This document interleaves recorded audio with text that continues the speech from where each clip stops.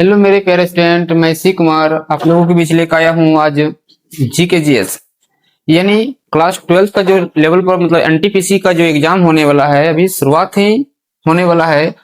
तो उसमें जो एग्जाम पूछा जाता है जो भी टॉपिक से, वो टॉपिक आज हम लेकर आने वाला हूँ और उसका भी विश्लेषण उस टॉपिक का होने वाला है। तो चलिए हम स्टार्ट कर रहे हैं। तो देखिए, अगर इस वीडियो अगर आपको अच्छा लगेगा इसको लाइक शेयर कमेंट जरूर कीजिएगा। तो चलिए स्टार्ट करते हैं। फर्स्ट क्वेश्चन आपका, इसरो ने किस वर्ष मार्स ऑर्बिटर मिशन की शुरुआत की थी? यानी इसरो के द्वारा जो है किस वर्ष मार्स ऑर्बिटर मिशन की शुरुआत किया गया था? तो कब किया गया था? तो 2013 में किया गया था। कब किया गया था? मार्स ऑर्बिटर मिशन कब शुरुआत किया गया था? यानी मंगल ग्रह जो पर जाने का जो योजना था कब बनाया गया था? 2013। और एशिया महादेश में एशिया महादेश में सबसे पहले मंगल ग्रह पर पहुंचने वाले भी कौन थे?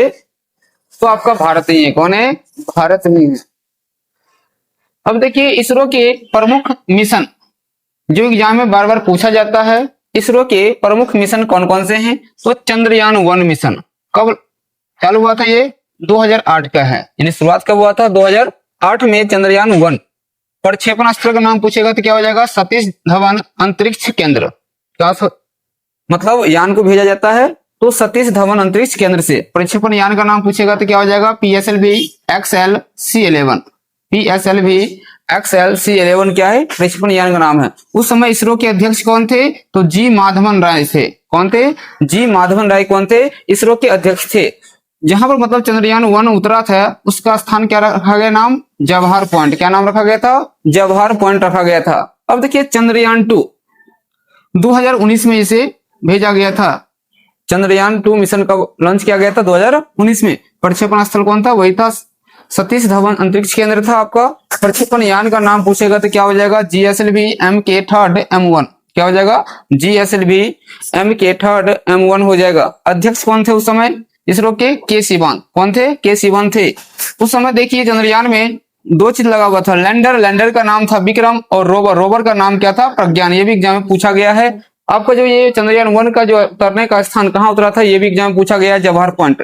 देखिए, चंद्रयान 3 कब लॉन्च किया गया था? ये 2023। चंद्रयान 3 कब लॉन्च किया गया था? 2023 में। प्रक्षेपण स्थल का नाम क्या था? सतीश धवन अंतरिक्ष केंद्र था। प्रक्षेपण यान का क्या नाम था? LVM3 M4। क्या था? LVM3 M4 था। थीम क्या था? Science of the moon. यानी क्या था थीम? तो science of the moon. Chandrayaan जो 3 लॉन्च किया गया था उस समय अध्यक्ष कौन थे इसरो के? तो S सोमनाथ। कौन थे?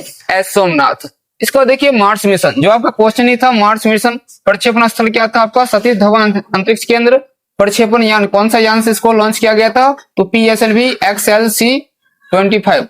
PSLV XLC25 से क्या किया गया था? इसको लॉन्च किया गया था। अध्यक्ष उस समय के थे? तो कौन थे? तो वो थे आपका के राधा कृष्णन। यानी उस समय इसरो के अध्यक्ष कौन थे? के राधा कृष्णन। और कुछ एक्स्ट्रा देख लेते हैं। प्रथम भारतीय उपग्रह कौन सा है? तो आर्यभट्ट है। प्रथम भारतीय उपग्रह कौन सा है? तो आर्यभट्ट है। फिर भारत का पहला मौसम उपग्रह कौन सा है? कल्पना 1 है। क्या है? कल्पना 1 है। तो बताइएगा इसका दूसरा नाम क्या है? कल्पना 1 का कमेंट में बताइएगा आप लोग कि दूसरा नाम क्या है। अगला है, भारत का प्रथम संचार उपग्रह कौन सा है? तो एप्पल है। भारत का प्रथम संचार उपग्रह कौन सा है? एप्पल है। पहला पृथ्वी अवलोकन उपग्रह भारत का कौन सा है? EOS-03। कौन है? EOS-03 क्या है? पृथ्वी यानी पहला पृथ्वी अवलोकन है भारत का। भारत का पहला सौर मिशन कौन था? आदित्य L1 था। क्या था? आदित्य L1 था। तो आप लोग कमेंट में बताइएगा कि आदित्य L1 जो मिशन है ये कब लॉन्च किया गया था। कमेंट में जरूर बताइएगा इस क्वेश्चन का आंसर। तो देखिए, नेक्स्ट क्वेश्चन है। तो नेक्स्ट क्वेश्चन से पहले कुछ कहना चाहता हूं कि अगर आपको ये वीडियो अच्छा लग रहा है तो इसको लाइक शेयर कमेंट सब्सक्राइब जरूर कीजिएगा।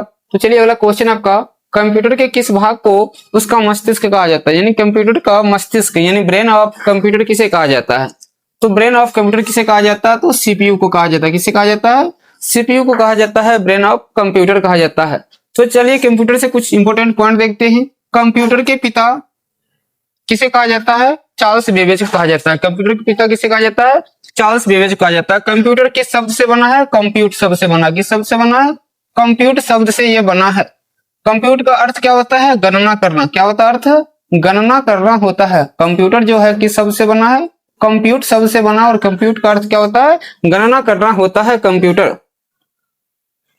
अब देखिए कंप्यूटर कभी कभी हिंदी पूछ लेता है, कंप्यूटर का हिंदी क्या होता है बताइए कोई। तो हिंदी में कंप्यूटर को क्या कहते हैं, तो संगणक कहते हैं। क्या कहते हैं, संगणक कहते हैं कंप्यूटर को हिंदी में।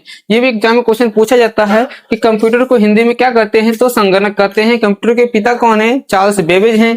कंप्यूटर कौन सा शब्द से बना है, कंप्यूट शब्द से बना है, जिसका अर्थ क्या होता है, गणना करना होता है।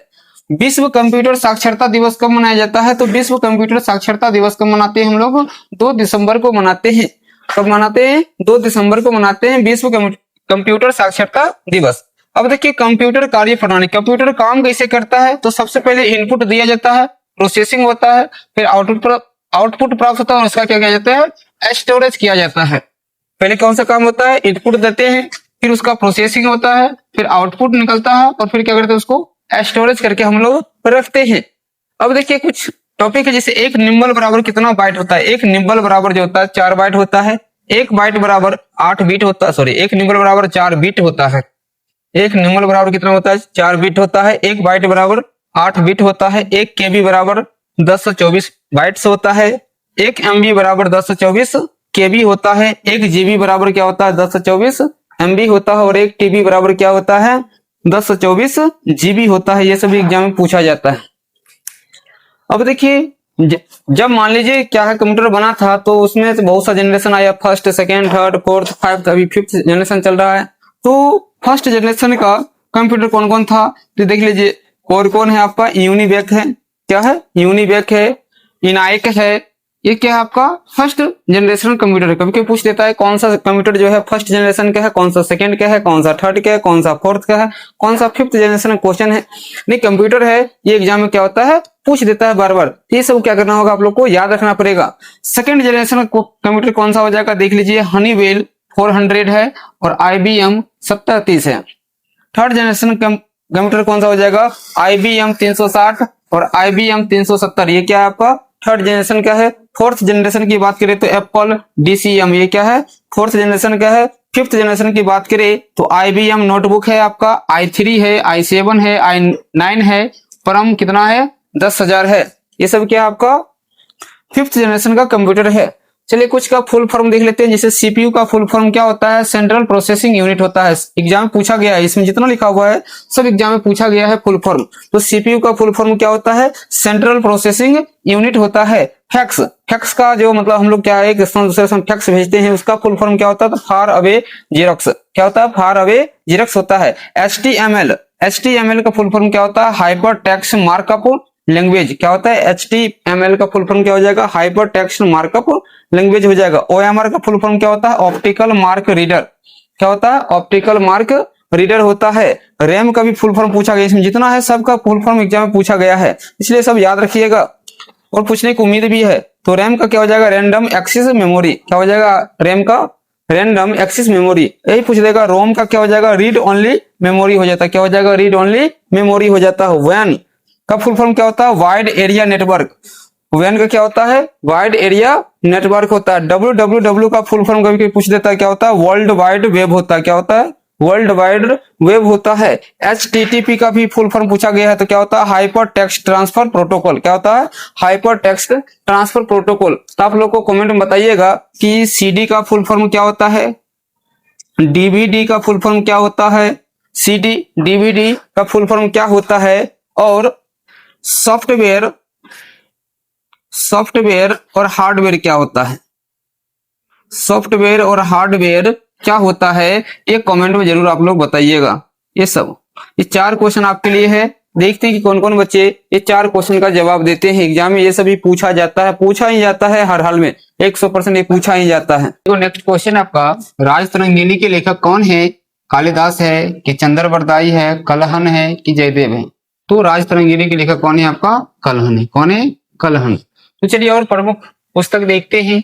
जैसे मान लीजिए पूछेगा इंडिका के लेखक कौन है, तो इंडिका के लेखक आपको कौन है, तो मेगास्थनीज है। इंडिका के लेखक कौन है, मेगास्थनीज है। फिर पूछेगा आपको रघुवंशम के लेखक कौन है, तो रघुवंशम के लेखक कौन है आपका, तो ये है आपका कालिदास। रघुवंशम का कौन है, कालिदास है। रघुवंशम के कौन है आपका लेखक, कालिदास है। फिर पूछेगा आपको पतंजलि के लेखक कौन है, तो पतंजलि के कौन है बताइए, तो पतंजलि के कौन है आपका, ये कमेंट में बताइए जल्दी फास्ट में। इसके बाद पूछेगा आपसे गीतांजलि के लेखक कौन है? तो गीतांजलि के हैं आपका रविंद्रनाथ टैगोर। कौन है? रविंद्रनाथ टैगोर हैं। कौन है? रविंद्रनाथ टैगोर हैं। फिर पूछेगा my experiment with truth. My experiment with truth, my experiment with truth के लेखक कौन है? तो माई एक्सपेरिमेंट विथ ट्रूथ के लेखक आपका गांधी जी हैं। कौन है? गांधी जी यानी महात्मा गांधी हैं आपका। माई एक्सपेरिमेंट विथ ट्रूथ के लेखक कौन है? गांधी जी हैं। फिर पूछेगा अर्थशास्त्र के लेखक कौन है? तो अर्थशास्त्र के लेखक जल्दी बताइए फास्ट में कौन है?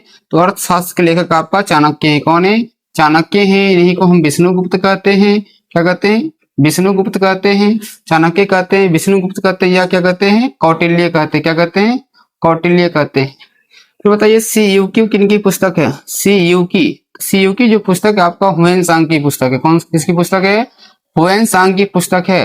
हुएन सांग कहाँ का यात्री था? तो चीनी यात्री था। कहाँ का यात्री था? चीनी यात्री था। हुएन सांग कहाँ का यात्री था आपका? चीनी यात्री था। फिर आपसे क्वेश्चन पूछा जाएगा जैसे आपको इंडिका का हो गया, मेगास्थनीज, रघुवंशम का कालिदास, पतंजलि का कमेंट में आप लोग को बताना है, गीतांजलि का हो गया Rabindranath Tagore, my experiment with truth का कौन हो गया? महात्मा गांधी, अर्थशास्त्र के कौन हो गया? चाणक्य, सीक्यू क्या हो गया? हुएन सांग। जिससे पूछेगा हर्षचरित के लेखक कौन है? तो हर्षचरित का हो जाएगा आपका बाणभट्ट। कौन है? बाणभट्ट। हर्षचरित के क्या लेखक कौन हो जाएंगे? बाणभट्ट हो जाएंगे। पंचतंत्र के लेखक पूछेगा तो पंचतंत्र के लेखक कौन है? विष्णु शर्मा। कौन है? विष्णु शर्मा है पंचतंत्र के लेखक। पंचतंत्र के लेखक कौन है आपका? विष्णु शर्मा है। फिर पूछेगा आपको बाबरनामा किसने लिखा है? तो स्वयं बाबर हैं। बाबरनामा कौन है? बाबर हैं। पूछेगा आपसे हुमायूं नामा के लेखक कौन है? हुमायूं नामा के लेखक कौन है? तो हुमायूं नामा के लेखक कौन है? ये कमेंट में जल्दी फास्ट में बताइए तो आप लोग हुमायूं नामा के लेखक कौन है जल्दी में। इसके बाद आगे क्वेश्चन पूछेगा आपसे जैसे बाबरनामा का बाबर हो गया, हुमायूं नामा कमेंट में बताना है। इसके बाद आगे पूछेगा आपसे यानी पूछ देगा आपसे जैसे देखिए जैसे इंडिका के लेखक मेगास्थनीज है, रघुवंशम की कालिदास, पतंजलि कमेंट में जल्दी बताइए कौन है? गीतांजलि के रविंद्रनाथ टैगोर हैं, my experiment with truth Mahatma Gandhi है, अर्थशास्त्र कौन है? चाणक्य है, सीक्यू के हुएन सांग है, हर्षचरित का बाणभट्ट है, पंचतंत्र का विष्णु शर्मा, बाबरनामा कौन है? बाबर है, हुमायूं नामा कमेंट में बताइए। इसके बाद आपको पूछेगा अकबरनामा के लेखक कौन है? अकबरनामा, तो अकबरनामा के लेखक कौन है आपका? अबुल फजल है। कौन है अकबरनामा के लेखक? अबुल फजल है। कौन है? अबुल फजल है अकबरनामा के लेखक। फिर आपसे पूछा जाएगा अकबरनामा के बाद आपसे पूछ सकता है कि किताब उल हिंद के लेखक कौन है? किसका? किताब उल हिंद के लेखक। किताब उल हिंद के लेखक कौन है? तो किताब उल हिंद के लेखक है अल बरूनी। कौन है? अल बरूनी है। तो कमेंट में बताइएगा कि किताब उल हिंद कौन सी भाषा में लिखा गया था? अल बरूनी जो लिखे थे कौन सी भाषा में लिखे थे? पूछेगा रेहला किन की पुस्तक है? तो रेहला किन की पुस्तक है? तो रेहला आपकी पुस्तक किनका है बताइएगा आप लोग। तो इब्न बतूता किसका है? इब्न बतूता के है। तो आप लोग कमेंट में बताइएगा कि इब्न बतूता कहाँ का यात्री था, कौन सा देश का ये यात्री था, कमेंट में जरूर बताना है। अगर वीडियो आपको अच्छा लग रहा है तो इसका लाइक शेयर इसको कमेंट जरूर कीजिएगा, सब्सक्राइब भी कीजिएगा।